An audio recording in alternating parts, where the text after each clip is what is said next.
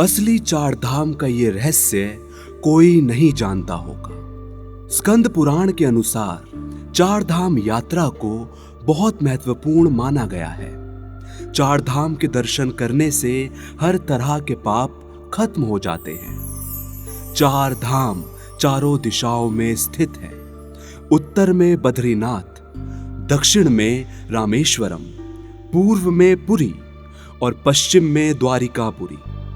वास्तव में यही चार धाम हैं, परंतु कुछ लोग गंगोत्री, यमुनोत्री, केदारनाथ और बद्रीनाथ को ही चार धाम मान लेते हैं। आज हम आपको चार धाम के विषय में जानकारी देने वाले हैं, ताकि चार धाम से जुड़े भ्रम दूर हों। पर वीडियो में आगे बढ़ने से पहले अगर आप हमारे चैनल पर नए हैं तो इस चैनल को सब्सक्राइब करना ना भूलें।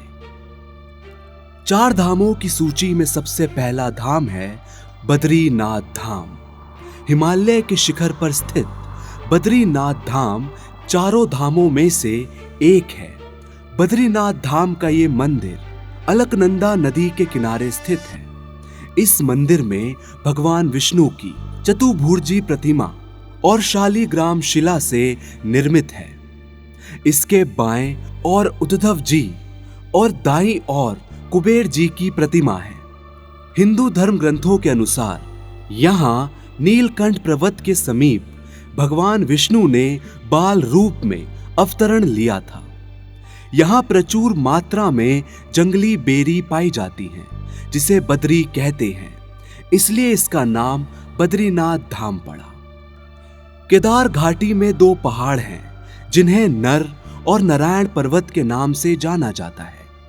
बद्रीनाथ जाने वाले श्रद्धालु इन्हीं पर्वतों के बीच से होकर बद्रीनाथ पहुंचते हैं। ऐसी मान्यता है कि कलयुग के अंत तक ये स्थान पूरी तरह से बंद हो जाएगा और उसी समय कलयुग का अंत होगा।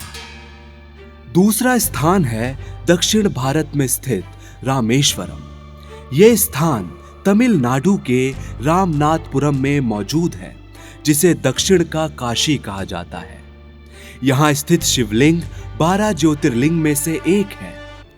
हिंदू धर्म ग्रंथों के अनुसार जब भगवान श्री राम ने लंका में चढ़ाई की तो उन्होंने विजय प्राप्ति के उद्देश्य की पूर्ति के लिए समुद्र के किनारे शिवलिंग बनाकर पूजा अर्चना की थी, जिससे प्रसन्न होकर भगवान शिव ने उन्हें विजय प्राप्ति का वरदान दिया। एक और कथा इस विषय में काफी लोकप्रिय है, जिसके अनुसार भगवान श्री राम ने लंका विजय से लौटते वक्त ब्रह्म दोष से मुक्ति पाने के लिए इसी स्थान पर पूजा अर्चना की थी। भगवान राम ने हनुमान जी को शिवलिंग लाने के लिए कैलाश पर्वत भेजा।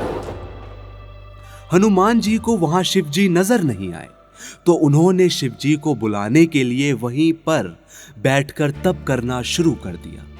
इधर मुहूर्त बीता जा रहा था, इसलिए सीता जी ने बालू से ही विधिवत शिवलिंग बनाया, जिसे स्थापित कर भगवान राम जी ने पूजा अर्चना की। उधर भगवान शिव हनुमान के तप से प्रसन्न हुए तो उन्होंने आशीर्वाद के साथ एक शिवलिंग प्रदान किया। जब हनुमान वहां पहुंचे तो वो देखते हैं कि श्री राम ने शिवलिंग बनाकर पूजा अर्चना कर ली है। इस बात से हनुमान जी बहुत नाराज हो जाते हैं। फिर श्री राम हनुमान जी से कहते हैं कि यदि वो इस शिवलिंग को उखाड़ दे तो इस शिवलिंग को स्थापित कर दिया जाएगा।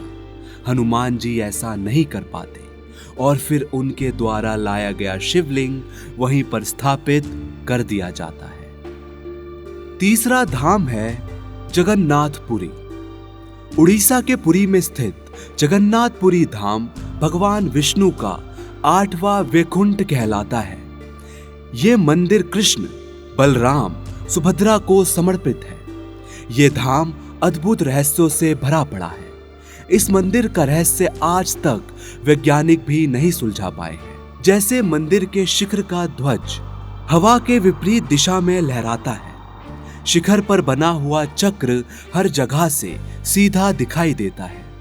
मंदिर के ऊपर से ना तो कोई विमान गुजरता है, ना ही कोई पक्षी। और सबसे रहस्यमयी बात तो ये है कि जब प्रसाद बनाया जाता है तो एक के ऊपर एक मिट्टी बर्तन रख पकाया जाता है, और इसमें सबसे ऊपर रखे मिट्टी के बर्तन का प्रसाद सबसे पहले पक जाता है, जो कि ताज्जुब वाली बात है।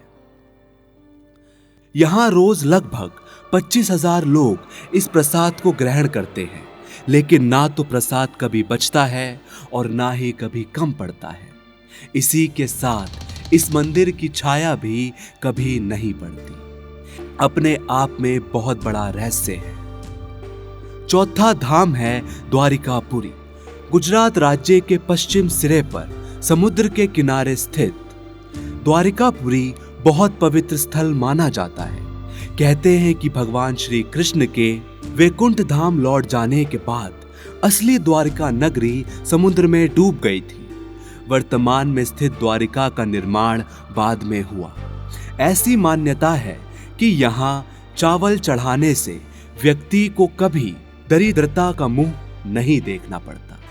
तो कैसी लगी चारधाम के रहस्यों से जुड़ी ये जानकारी, हमें कमेंट सेक्शन में जरूर बताइए।